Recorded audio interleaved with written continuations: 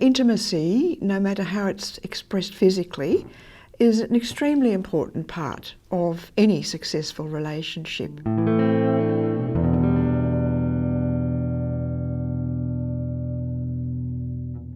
I am married. I'm in my second marriage now. I have several grandchildren, one great-grandchild. I've got a degree in psychology and I've been a minister in the Uniting Church.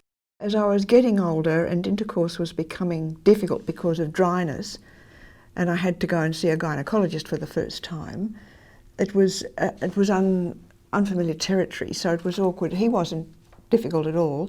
I just found it hard to describe what I was going through. But it was all over very quickly, and he did give me the advice I needed.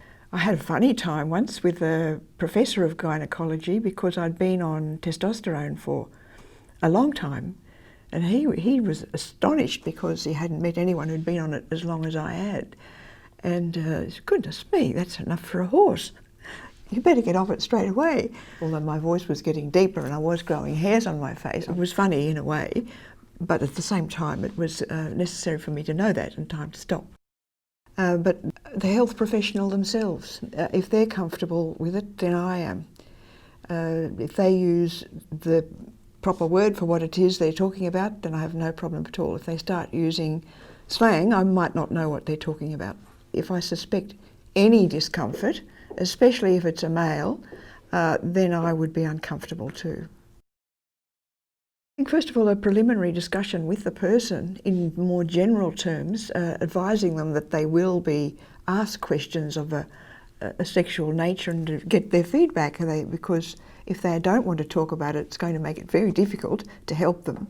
So you have to be both practical and sensitive with that preliminary discussion, and then you get into what you really want to know. Mm. For women, certainly the dryness of is it dyspareunia, pain of the vagina anyway, during intercourse is a real hassle. For some women it will be an issue, and you can get help from doctors, but there are medications over the counter, lubrication and things which can help. For men, of course, there's the issue of failure of erection or premature ejaculation, which could be a problem from any age, but as men get older it can be much more significant.